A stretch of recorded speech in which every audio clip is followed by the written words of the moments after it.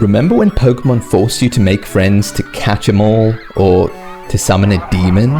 Why would you want a Pokemon that was born cute, or powerful, when you can have Spiritomb, who was born out of 108 damned souls duct taped to a rock? It doesn't evolve, it doesn't smile, and it doesn't forget. This isn't just a Pokemon, it's your sleep paralysis demon with a Pokedex number. And the best part? Someone thought it was fine to let kids catch it with a Pokeball. Spiritomb is a ghost and dark type Pokemon first introduced in Generation 4, when Game Freak clearly said, yeah, let's get weird.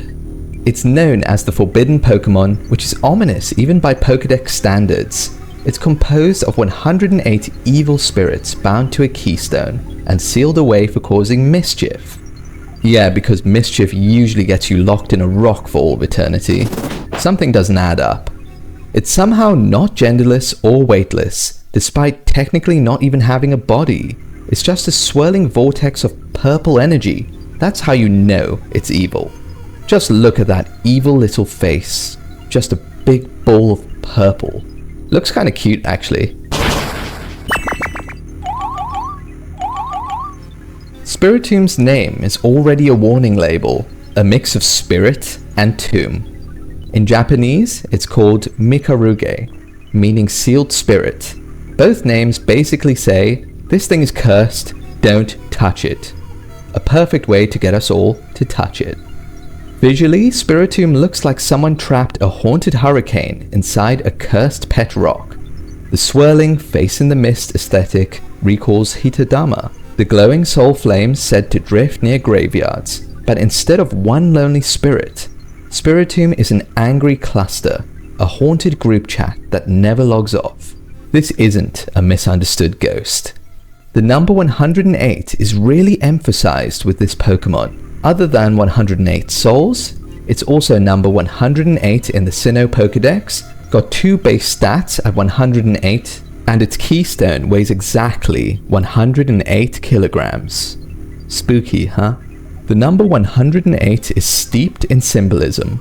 In Buddhism, it represents the 108 earthly temptations humans must overcome to reach enlightenment. Japanese temples even ring bells 108 times on New Year's Eve to cleanse people of these desires. Spiritomb then is what happens if you don't ring these bells. Every bad thought, every sin, and every one more episode before bed impulse compressed into a zip file. I mean Pokemon. Being tied to its rock makes it very reminiscent of a Jibakure, a spirit from Japanese folklore bound to a particular place or object, often because of violent death or unresolved grudges. Basically, it's got some unfinished business in this world, and it's not leaving until it gets paid. When Spiritomb made its spooky debut in Generation 4 Diamond and Pearl, it was the talk of the town as it was the only Pokemon with a ghost and dark dual typing, meaning no weaknesses. Only good Pokemon with the ghost dark dual typing. Sableye didn't count as a Pokemon until it got a Mega Evolution, debate me! It was also not just hiding in tall grass waiting to be found, because that would be too spoopy. Game Freak really made you earn this one.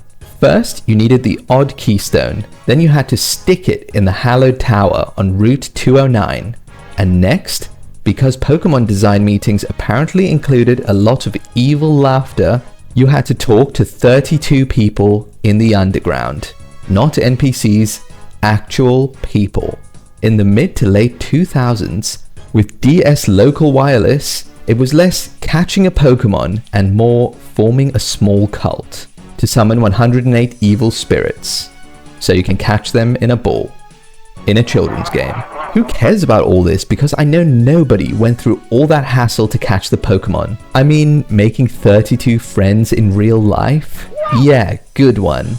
But it was worth the effort of inserting action replay and using that code to encounter any wild Pokemon by changing the number of Pokeballs, which I didn't do because action replay is not endorsed by Nintendo, obviously. When you finally got one though, Spiritomb felt worth the effort. Its base stat spread was 50 HP, 92 in both attack and special attack, 108 in both defenses, and 35 speed for a total of 485. Now 485 might not sound scary when you realize Garchomp was running around with 600 and Lucario boasted 525, but Spiritomb played a very different game.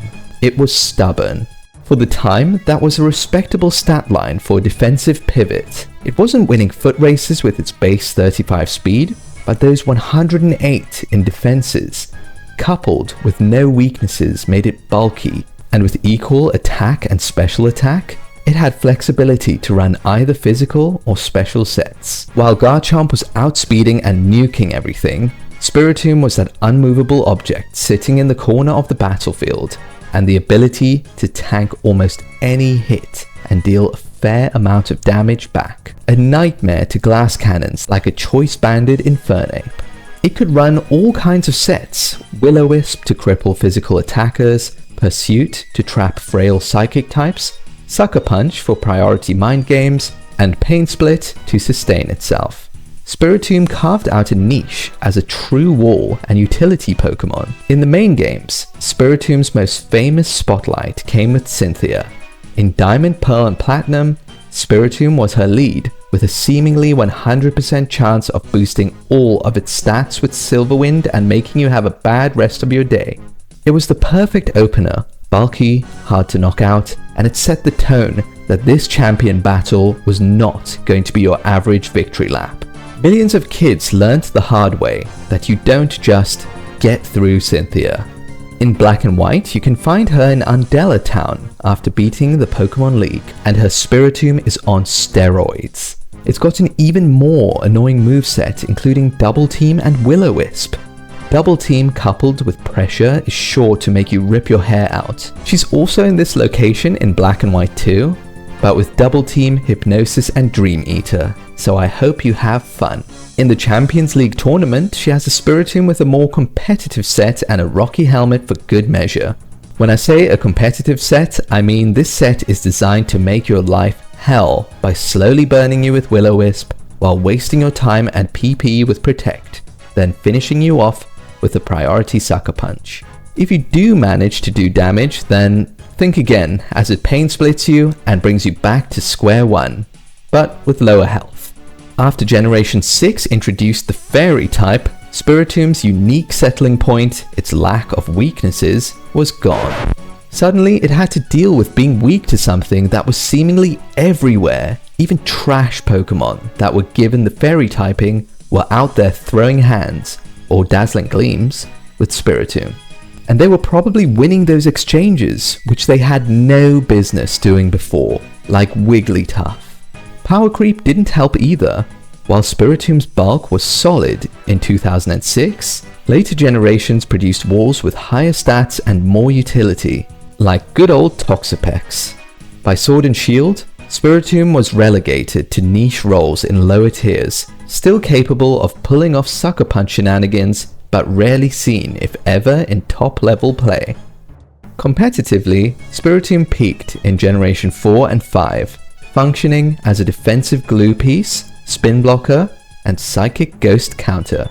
But with power creep and loss of its no weakness identity, Spiritomb now lives mostly in the land of gimmicks.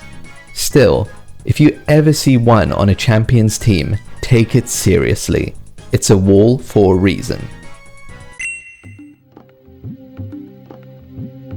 You'd expect a Pokemon like Spiritomb to have a long resume of anime appearances, terrorizing trainers and causing emotional damage wherever it goes. But no, Spiritomb's anime career is basically a one-hit wonder, with a goodbye. Spiritomb first appeared in the Diamond and Pearl series episode, The Keystone Pops, a title that sounds more like a breakfast cereal than the unleashing of a malevolent spirit. In this episode, Ash and Dawn are training and accidentally destroy the Hallowed Tower. What a place to train, right? There's an eerie feeling in the air as a lightning bolt strikes the odd keystone amongst the Hallowed Tower ruins, and a mischievous Spiritomb gets freed from its keystone after hundreds of years of imprisonment. Naturally, instead of quietly enjoying its newfound freedom, Spiritomb immediately goes on a rampage, starting by smacking the 2 Pokemon that helped free it before flying away. What a way to show thanks. Ash and crew go to a nearby village to see buildings wrecked and Pokemon badly injured, and pretend to not know what's going on. Some crazy old lady explains the history of Spiritomb and how it attacked the village before. A hero saved them all alongside his Pikachu and sealed Spiritomb in the keystone in the Hallowed Tower, saving the villagers for the future of mankind and Pokemon kind. Only for another hero with a Pikachu to come along and undo his hard work. Only then they realize that it's actually their fault. Well, Team Rocket hear all this and decide it's a good idea to try and capture this demonic creature. So they do. Well, that didn't work. Meowth translates Poké language and figures out that Spiritomb's goal is to find the Aura Guardian, who sealed Spiritomb, and destroy him. Well, I'm the only one speaking the lingo around here. Later on, Pikachu is used as bait to find the Spiritomb, and it ends up baiting Team Rocket, of course, but also Spiritomb. So Team Rocket decide to make Spiritomb angry and states that Ash is a descendant of the Aura Guardian. It causes chaos, laughs maniacally because apparently the 108 souls share one sense of humor, and then it gets down and dirty with Pikachu, which raises the eternal anime question: why is it always Pikachu's job to fight supernatural horrors beyond mortal comprehension? Somewhere, Ash's Charizard was probably thinking, hey, I'm literally a fire-breathing dragon, but sure, let the electric rat handle the vengeful demon rock. The back and forth is severely underrated, as these guys are scrapping, literally, from dusk until night. Spiritomb proves surprisingly tough, even for a single episode villain. It tanks thunderbolts like the mosquito bites, and actually defeats Pikachu, but eventually, Pikachu uses his trump card. He channels the power from Smash Brothers and uses the down plus B combo to supercharge itself, before using the coolest move in Pokemon history, Volt Tackle, to take down Spiritomb. He hit that Spiritomb so hard it basically sealed itself up. They rebuild the Hallowed Tower, place the odd keystone in it, and that's it for Spiritomb. Until one last appearance in Pokemon Journeys, when Ash battles Cynthia. She leads with Spiritomb, surprise surprise, and Ash says his Dragonite won't be losing to any Pokemon. It throws everything and the kitchen sink at Spiritomb. I'm talking Dragon Claws and Draco Meteors, but Spiritomb just laughs, sucker punches Dragonite, and puts it to bed. It then goes on to spam Dream Eater until Dragonite is completely out for the count. Looks like Ash's Dragonite lost. Then he makes the promise again. Next up, Gengar vs Spiritomb. They trade blows and Spiritomb comes out ahead with a sucker punch and continues to laugh. So Ash broke his promise twice now?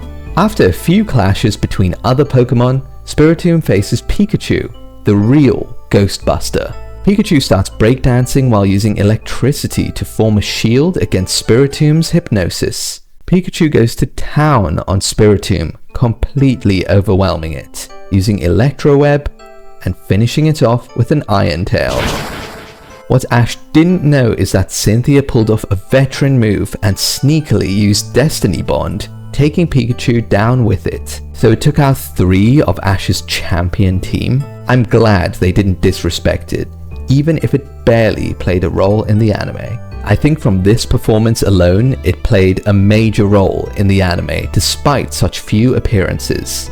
And honestly, it's kind of fitting. Spiritomb isn't meant to be your friendly neighborhood ghost. It's a rare, unsettling presence, a reminder that not every Pokemon was designed to be hugged. Some exist to pop out of rocks, ruin your day, and then disappear, leaving behind only the question, who decided this was okay for a kids show?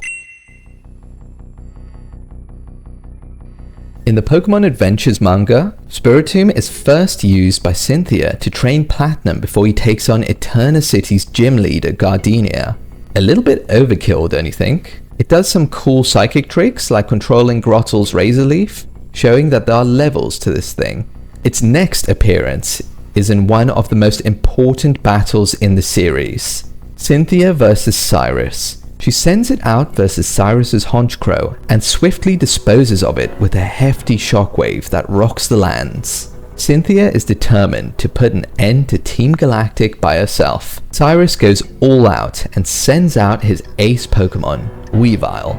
They have an epic stare down, with the ability of pressure from either side intensifying things. Cyrus takes a liking to Spiritomb as it's evil, just like him, before attacking Spiritomb so fast that Cynthia didn't see what happened, and Spiritomb ends up frozen. Cynthia tries to unfreeze it with a berry, but Cyrus reveals that he actually used 2 moves in that short span of time. One being the freezing move, whether that be Ice Punch or Blizzard. The other being Embargo, preventing her from using items. Cynthia is left in shock and is forced to recall Spiritomb as it had been rendered unable to battle.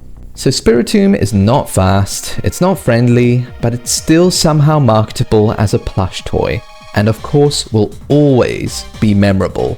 It has haunted our games, our anime, and occasionally our souls, and it has done all of that without evolving or a signature move. Spiritomb stands alone, bound to a keystone, waiting for its moment. So here's to Spiritomb, the forbidden spirit, the ghost with grudge issues, and the Pokemon that proves you don't need wings or claws to be terrifying. All you need is evil. And honestly, I'm not even mad about it.